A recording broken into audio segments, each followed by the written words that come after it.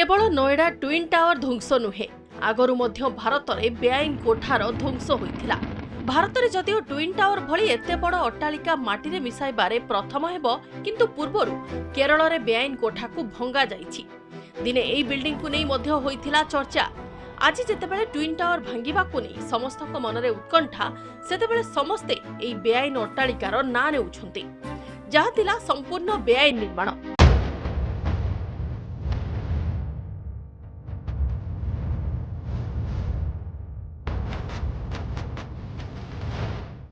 जोंथिपाई एई कोठा को भी भांगिबा को निर्देश दिया जाइथिला। केउठी रहिथिला एई अट्टालिका, काहेकि भंगा गला एई अट्टालिका, एई संपर्क रे तो कहिबो। प्रथमे देखंतु केमिति तासर घर भली भुसुडी पडुछि एई कोठा।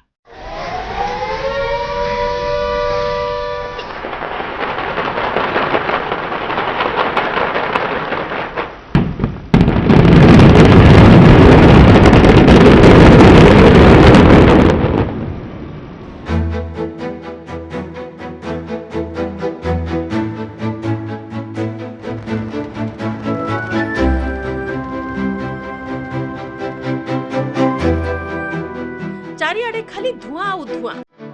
यह थिला केरलर माराडु म्युनिसिपालिटी सीमारे अवस्थित दुर्नीतिर कोठा।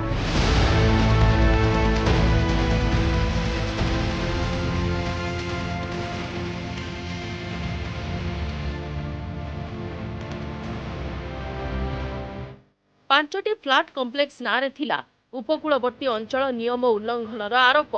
फ्लाट गुड़िक CRZ3 अंचल अवस्थित थिला, जोंथिरे निर्माण कार्य उपर रहिथिला कड़ा प्रतिबंधक। उपकूलवर्ती अंचल ठारू 200 मीटर मध्यरे निर्माण कार्य कराजिबा उचित नुहे बोली घोषणा करा जाइथिला। तेबे नियमर उल्लंघन विरुद्ध रे कोर्ट देइथिला कार्यानुष्ठान।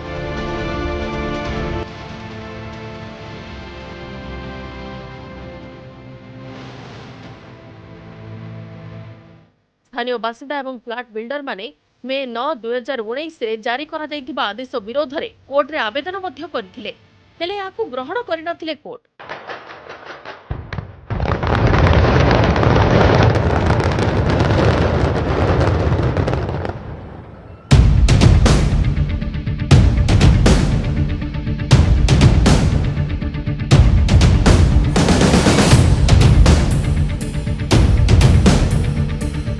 बेआईन फ्लाट भांगिबा को राज्य सरकार को निर्देश देले सुप्रीम कोर्ट।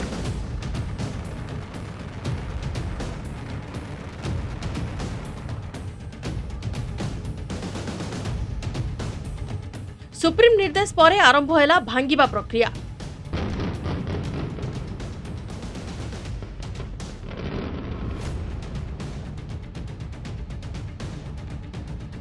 मासे धरी योजना चलिला। जांच पर 11 जनवरी 2020 रे सरकारी एजेंसी तथा देशर सर्वोत्तम टेक्नीशियन को सहायता रे आरंभ होइथिला भंगा जिबा प्रक्रिया। नियंत्रित विस्फोरण प्रणाली व्यवहार करी किपरि बेआईन कोठा को नष्ट करा जिवो ताकू नै चलिला तर्जमा। 11 जनवरी 2020 सकाळ प्राय 11:19 केरल रे बेआईन फ्लाट रे अनेक गुड़िए छोट विस्फोरण चलिला। चाहू चाहू 19 महला कोठा तास घर भली भुसुड़ी पड़िला। प्रथमे अल्फा सेरिन डबल फ्लाट भंगा जाइथिला। द्वितीय दिन जनवरी 12 तारिख सकाळ 11:01 रे 17 महला विशिष्ट 128 अपार्टमेंट कोराल कोव 6 सेकेंड रे खसीगला। जदिओ यह ह्रदकूल रे थिला, तथापि विस्फोरण रे सठिक भाबरे अलिया आवर्जना पानी भितर को पसी नथिला। जैन coral cove, H20 holy faith, alpha सेरिन, गोल्डन कायालोराम भली 4टी फ्लाट को भांगिबा पई सरकार 66 कोटी टंका खर्च करथिले। केवल अट्टालिका को भांगिबा पई खर्च होइथिला 3.6 कोटी टंका।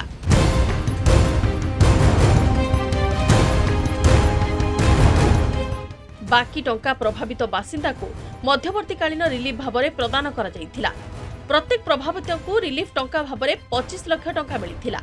एहा परे केरल राज्यपाल जस्टिस थोथाथिल बी राधाकृष्णन नेतृत्व में एकक सदस्य न्यायिक आयोग नियुक्त करी अट्टालिका भांगिबा घटनार अनुसंधान करथिले। परे कमिटी जानिबाको पाइला जे तटवर्ती नियम उल्लंघन करी माराडुरे बेआईन फ्लाट निर्माण पाई अधिकारी माने ही दायी।